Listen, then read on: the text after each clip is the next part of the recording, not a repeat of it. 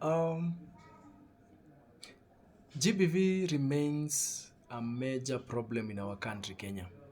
And the Presidential Task Force, or they were calling themselves the Technical Working Group, they did their findings and they recommended whatever they recommended and actually presented the report to the President the other day. But there are a few things that these guys did not consider while working on that report because they focused more on judgment than the real key issues here. And I'm going to highlight a few of those things that actually they missed out. You know, one is they did not consider the male victims. They, on their report, they largely framed that GBV is a women only issue.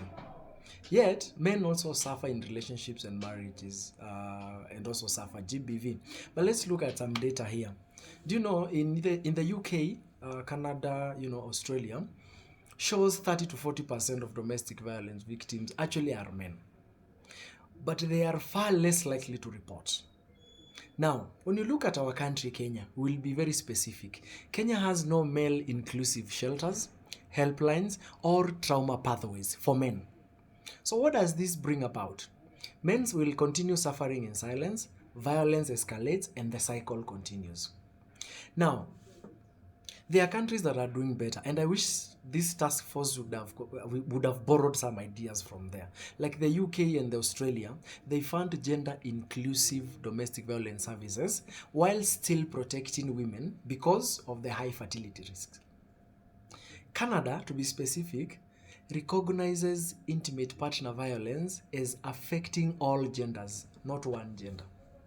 What Kenya needs, and that report should have captured, is a gender neutral GBV law language, a reporting mechanism that does not shame male victims.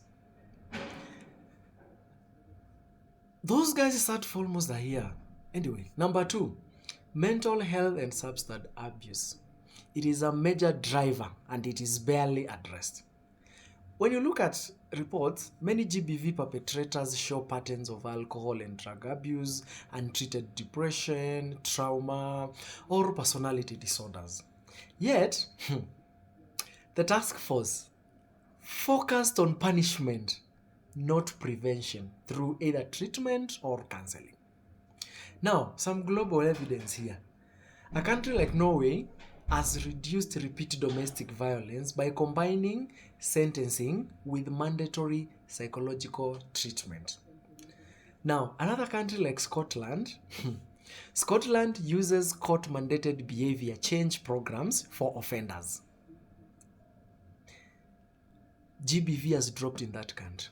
So, what Kenya needs is mandatory psychological assessment for GBV suspects, court ordered rehabs, especially for addicts, coupled with counseling and not optional. County level mental health funding. Currently, we are nearly at zero. Number three, early warning signs and relationship education. GBV does not start with murder. It starts with the following few things: financial abuse, emotional manipulation, obsessive jealousy, and other factors. The task force ignored prevention at the relationship level but focused on judgment. Other countries like Sweden and Finland, they teach healthy relationships, consent, and emotional regulation in schools. Actually, Germany funds premarital and couples counseling as prevention.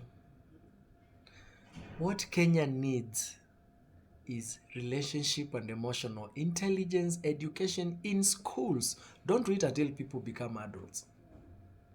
We also need community-based counseling in churches, mosques, elders get trained properly because sometimes it is a community issue.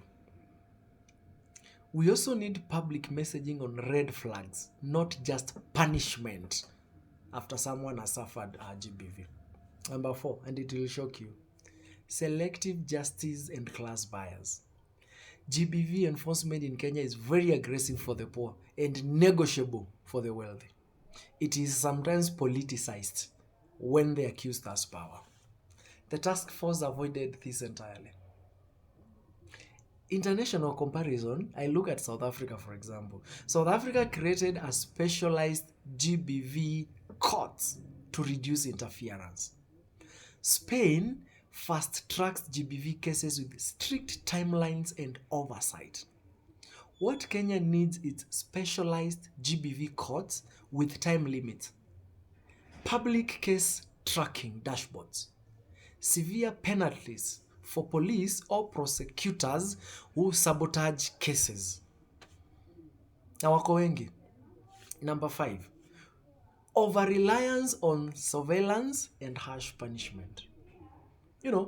CCTVs, chemical castration, and digital monitoring sound strong, but they do not address first-time offenders. They don't stop violence inside homes. Sometimes they even risk abuse if institutions remain weak. Let me draw a lesson from the US. US states with harsh penalties but weak social systems still report high GBV because of over-reliance of surveillance systems. Ireland, for example, focuses on economic equality plus social support and has one of the lowest GBV fatality rates. What Kenya needs is economic stress interventions like job loss, debt management, housing, insecurity, etc., etc. Family mediation before violence turns criminal. Because we are looking at punishment than the root cause and how to control before it gets to a bigger rate. Now, we need to include men without diluting women's protection. Invest more in prevention than punishment.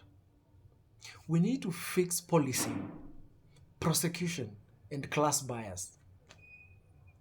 We need to talk honestly about alcohol, mental health, and family breakdowns.